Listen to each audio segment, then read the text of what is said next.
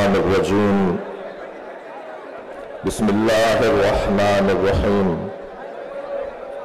الحمد لله الذي لا يبلغ مدحته القائلون ولا يحصي نعماءه العادون ولا يعدي حقه المجتهدون الذي ليس لصفته حد محدود ولا نعت موجود ولا وقت معدود ولا أجل ممدود فترى الخلائق بقدرته ونشر الرياح برحمته الصلاة والسلام على الرسول المسدد المصطفى العمجد المحمود الأحمد سيدنا ومولانا ومولى الكونين جد الحسن والحسين وعاني أبا القاسم محمد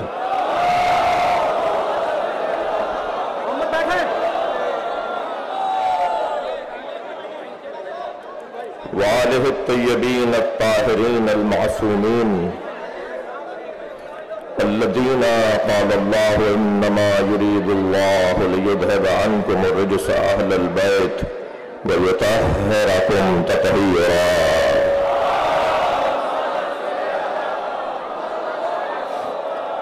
ولعنة الله على أعدائهم أجمعين من يوم عداوتهم إلى قيام يوم الدين أما بعد قال الحكيم في قرآن الكريم بسم الله الرحمن الرحيم وَلَقَدْ آتَيْنَا مُوسَى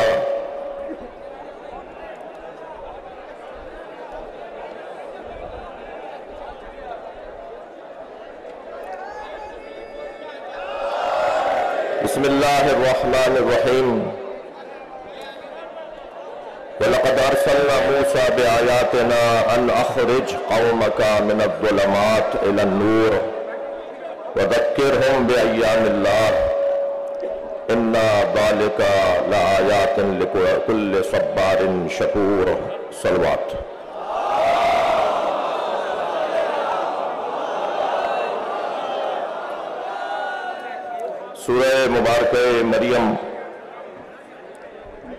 سورہ مبارکہ مریم کے علاوہ سورہ مبارکہ ابراہیم ایک لہجے کی 2 جگہ آیات وَلَقَدْ أَرْسَلْنَا مُوسَى بِآيَاتِنَا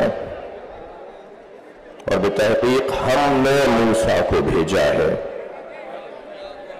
بھیجے ہوئے اور ہوتے ہیں نکالے ہوئے اور ہوتے ہیں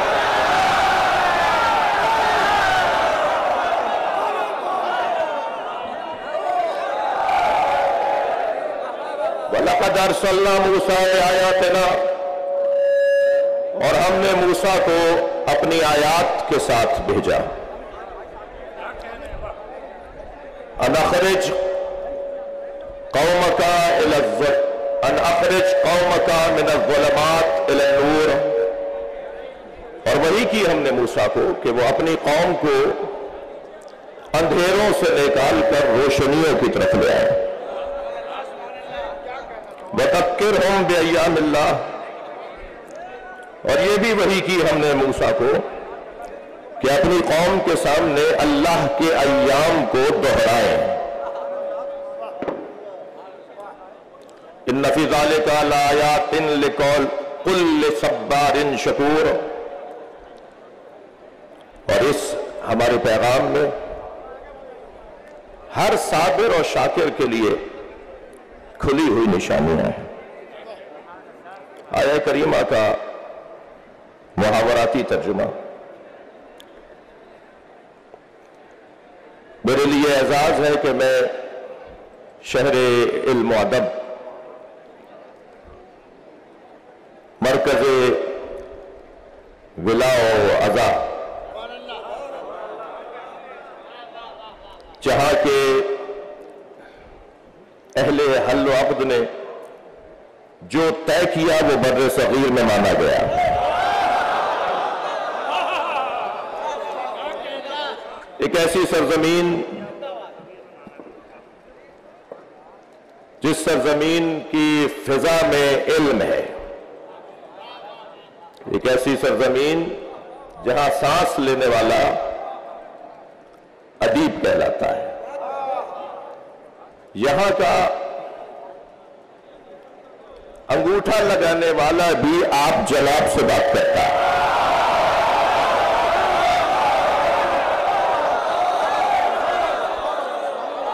لکھنؤ کے لیے نہیں، میرے لیے اعزاز ہے کہ میں سرزمین لکھنؤ میں تاریخی امام باڑہ آصف الدولہ المعروف بڑا امام باڑہ، اس میں خطاب کے لیے حاضر ہوا ہوں۔ یہ میری عزت ہے، اور شاید یہ منظر جو میں اپنے وطن میں سال میں 2-4 مرتبہ دیکھتا ہوں، مخصوص ایام میں اس طرح کا رنگ تیار ہوتا ہے، یہ ایک بہت بڑا پیغام ہے۔ یہ سب خاموش رہ کے پیغام دے رہے ہیں کہ دونوں وطنوں کے لوگوں میں محبت ہے۔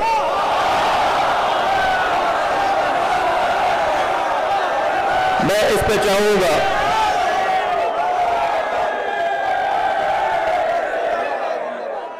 اور گویا میں آج اس طرف سے اس طرف محبتوں کا سفیر بن کر آیا ہوں، اور یہاں کی محبتیں شاید ہی میرے وطن کے کسی شہر میں اس وقت کی مجلس نہ سنی جا رہی ہو۔ تو اگر میں یوں کہہ دوں کہ یہ مجلس صرف لکھنؤ میں نہیں ہو رہی، یہ مجلس بر صغیر میں ہو رہی ہے۔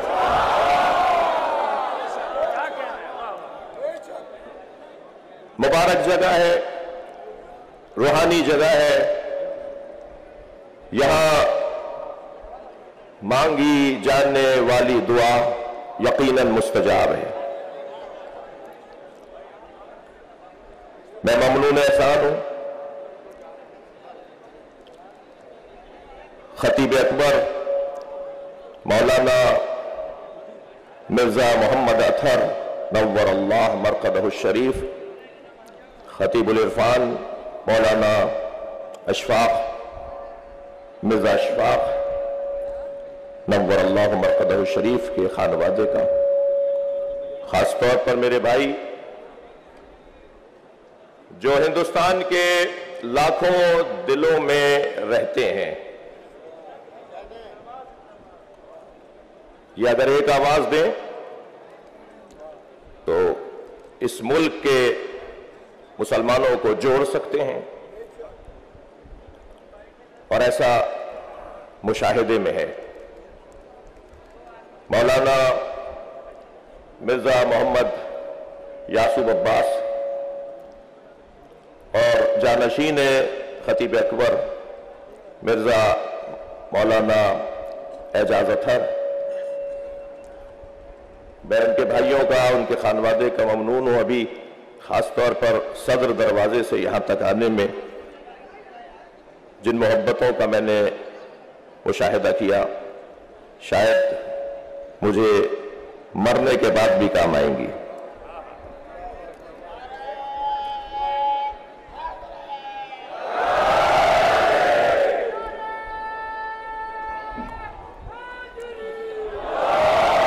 میں ہندوستان کے سیاستدانوں، خاص طور پر جو انتظامی امور اور ملک کے حفاظتی ادارے ہیں،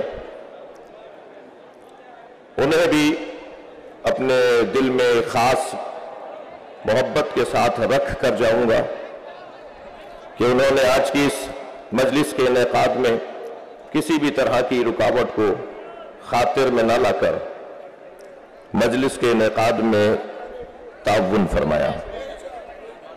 وقت گزر جاتا ہے، کام رہ جاتا ہے، اور کام بھی گزر جاتا ہے، علم رہ جاتا ہے۔ ارشاد حضرت ہدیت وَلَقَدْ أَرْسَلْنَا مُوسَىٰ بِآيَاتِنَا، ہم نے موسیٰ کو اپنی نشانیوں کے ساتھ بھیجا ہے۔ میرے جوانوں، تمہاری محبت تو میرا بہت بڑا سرمایہ ہے۔ حضرت موسیٰ کو اللہ نے آیات کے ساتھ بھیجا ہے، تیاری کے ساتھ بھیجا ہے۔ قرآن فارمولوں کی کتاب ہے، قرآن اصولوں کی کتاب ہے۔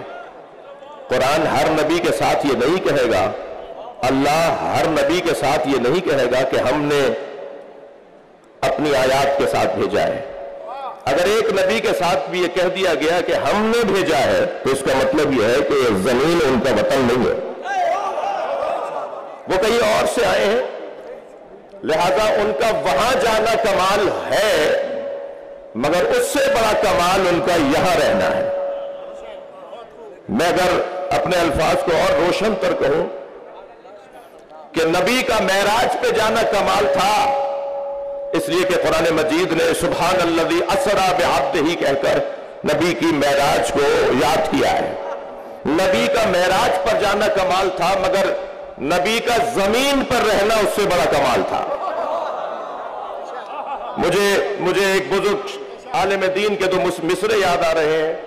وہ فرماتے ہیں کہ ایک شب کا ذکر کیا ہے جانے والے عرش پر، ایک شب کا ذکر کیا ہے جانے والے عرش پر، تیری ساری زندگی معراج ہی معراج ہے۔ لہذا ان کا وہاں جانا یقیناً، اور وہ علامہ حلی نے تو 100 سے زیادہ معراجیں لکھی ہیں، وہ جو جب چاہتے تھے چلے جاتے تھے۔ تو کیا خوب جملہ کسی بزرگ سے میں نے سنا کہ وہ جب چاہتے تھے چلے جاتے تھے۔ وہ جو قرآن میں معراج کا تذکرہ ہوا ہے وہ آفیشل سفر تھا، وہ سرکاری سفر تھا۔ تو یہ وہاں سے بھیجے گئے ہیں، یہ وہاں سے آئے ہیں۔ ایک نبی کے ساتھ اگر کہہ دیا کہ یہ وہاں سے ہم نے بھیجے ہیں، اور بھیجے بھی نشانیوں کے ساتھ ہیں، تیاری کے ساتھ ہیں، ایسے ہی اگر ایک نبی ماں کی گود میں یہ کہے کہ میں نبی ہوں، تو کیا ضروری ہے کہ ہر نبی کے ساتھ یہ لگایا جائے کہ یہ جب دنیا میں آتے ہیں تو وہاں سے نبی بن کر آتے ہیں؟ حضرت عیسیٰ علیہ السلام کی مادر گرامی سے کہا گیا کہ یہ بچہ کہاں سے لے آئیں؟ تمہارے تو باپ بھی ایسے نہیں تھے، تمہاری تو ماں بھی ایسی نہیں تھی۔ اور ادھر حضرت مریم کو کہہ دیا گیا کہ آپ چپ کا روزہ رکھیں، آپ کا کام خاموش رہنا ہے۔ ہمیشہ خاموش رہنے والا جاہل نہیں ہوتا۔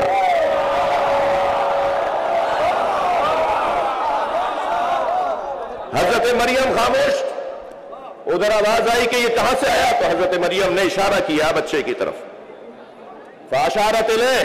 تو ایک مرتبہ ان لوگوں نے جنہوں نے حضرت عیسیٰ کو اپنے بچوں کی طرح سمجھا تھا، بڑے پیغامات ہیں۔ حضرت عیسیٰ جو انہیں اپنے جیسا سمجھے، پھر ان کا انجام کیا ہوگا ذرا محسوس کیجئے گا۔ جنہوں نے حضرت عیسیٰ کو اپنے جیسا سمجھا، انہوں نے کہا کیفا نکلم من کان فی المہد صبیا، یہ بچہ ہم سے کیسے بات کرے گا جو ابھی ماں کی گود میں ہے، ابھی تو گہوارے میں ہے۔ تو جنہوں نے اپنے بچوں جیسا سمجھا، انہیں پیغام ملا کہ خبردار، عیسیٰ گہوارے میں بول سکتا ہے تو عیسیٰ وہ ہے جس کی ماں کو بیت اللہ سے بھیجا گیا تھا، اور ایک اور بچہ آنے والا ہے کہ جس کی ماں کو کعبے میں بلایا جائے۔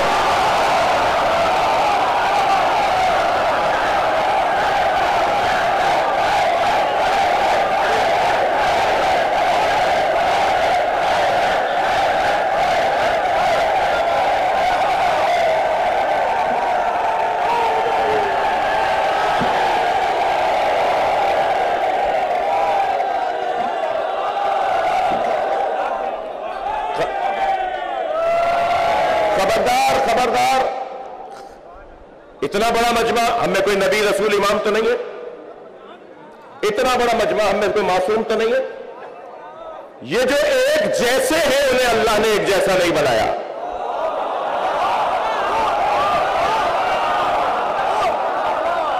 بھائی اہم ترین دستاویزات پر دستخط کے بعد انگوٹھا لگوایا جاتا ہے۔ متعلقہ اداروں کے افسران بیٹھے ہوں گے، بھائی پڑھے لکھے ہیں، دستخط کر دیے، انگوٹھا کیوں لگوا رہے ہیں؟ جی انگوٹھا وہ لگائے جسے سائن کرنا نہ آئے، دستخط کرنا نہ آئے، لیکن دستخط کے بعد انگوٹھا اس لیے لگوایا جا سکتا ہے، لگوایا جاتا ہے کہ دنیا میں اگر فنگر پرنٹ کے طالب علم اور اس شعبے جو کرائم کے ادارے ہیں، جو حفاظتی ادارے ہیں، وہ توجہ کریں، میں کچھ کہہ رہا ہوں، دنیا میں جرائم کو بھی پکڑا جاتا ہے انگلیوں کے نشان سے، اور دنیا میں آثار، بہترین آثار کا رستہ یہ انگلیوں کے نشان ہے۔ دستخط ہو گئے، انگوٹھا کیوں لگوا رہے ہیں؟ اس لیے کہ اگر دنیا میں اربوں انسان ہے نا تو کسی کا کسی جیسا انگوٹھا نہیں ہے، تو اگر آمادہ ہے تو جملہ دیا کر دو، جب انگوٹھا ایک جیسا نہیں ہے تو عقیدہ ایک جیسا کیسے؟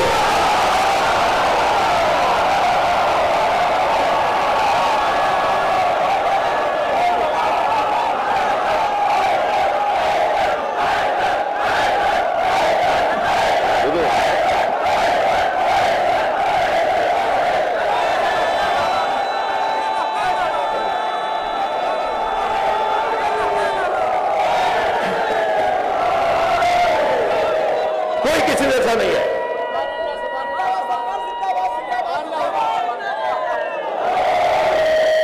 بھائی